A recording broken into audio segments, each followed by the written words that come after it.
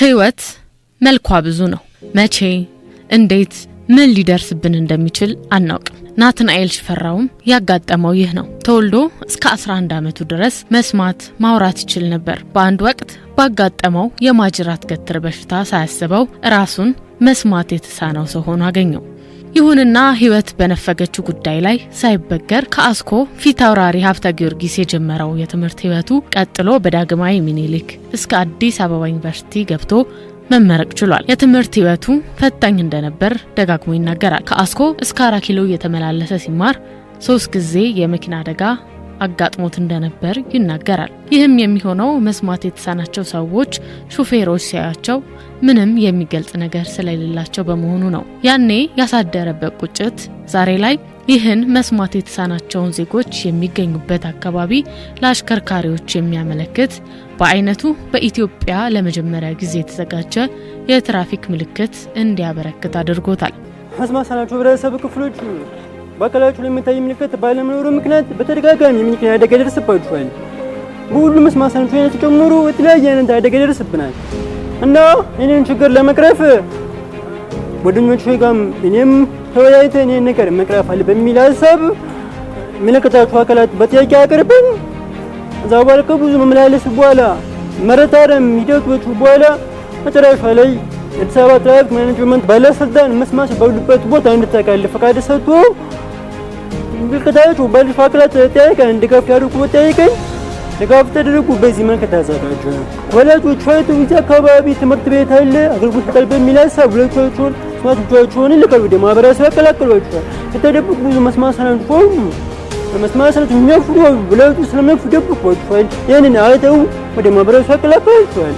ዋናነት አሽከርካሪዎች ጥንቃቄ እንዲያደርጉ ፍጥነት እንዲቀንሱ ታስቦ የተሰራ ነው።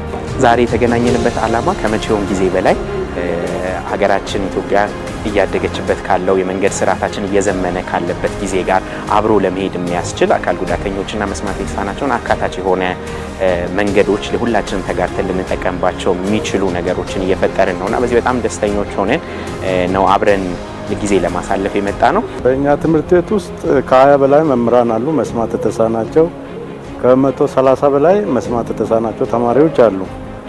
ስለዚህ ይሄ ምልክት በመደረጉ በመሰራቱ በጣም ጥሩ ነገር ነው። ከዚህ በፊት መንገድ ማኔጅመንት ስልጠናዎችን ሰጥቶልናል መጥቶ እዚህ ድረስ። ይሄኛው ምልክት ግን ያስፈልግ ነበር። መስማት የተሳነው ተማሪዎች ሰዎች ያሉበት አካባቢ ነው የሚል ነገር ያስፈልጋል በሚል አውርተን ነበረ።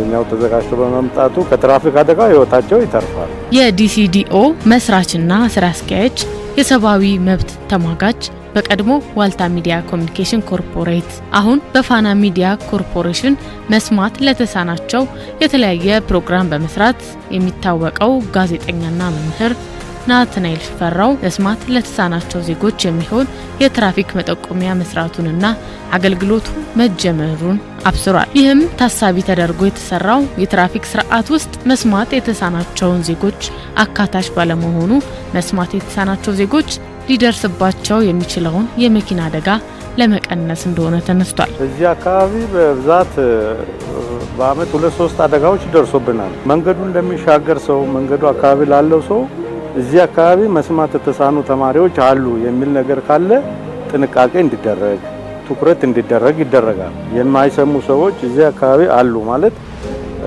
ለሚሰሙ ሰዎች ምልክት ይሰጣል፣ ሹፌሮች ምልክት ይሰጣል። እዚህ አደጋ እንዳይከሰት ቅድመ ማስጠንቀቂያ ይሰጣል። አሁን የጀመርነው መስማት የተሳናቸው ባሉበት አካባቢ ነው። ምክንያቱም ቅድም እንደገለጽኩት በአካላቸው የሚታይ ምልክት ስለሌለ አደጋ ይደርስባቸዋል። ቅድሚያ የሚሰጠው ትኩረት ባሉበት አካባቢ ነው።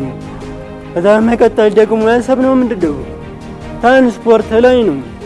መስማት የተሳናቸው በተለይ ታክሲ ወደ ማታም ዋቲን ቦን ታክሲ መጠቀም ይፈልጋሉ። ታክሲ ደግሞ ድምጽ ነው መስማት አንችልም። የት በጠይቃችሁ አንሰማም። ስለዚህ እንዳባስ ጽሁፍ ያለው ነገር ዲስፕሌይ ለማድረግ በቀጣይ ለመስራት ተከደጃሉ። ለዚህ ስራ ደግሞ ሁሉም ርብርቦች ያስፈልጋል። ምልክት መሰቀሉ ብቻ በቂ አይደለም። ቀጣይ ሁሉም ሰው ማወቅ አለበት። እዚህ ትምህርት ቤት አካባቢ ሌሎች አካባቢዎች ይኖራሉ መስማት የተሳኑ ግለሰቦች ሰዎች ይኖራሉ። ስለዚህ ይሄን ምልክት ማወቅ አለባቸው ሰዎች።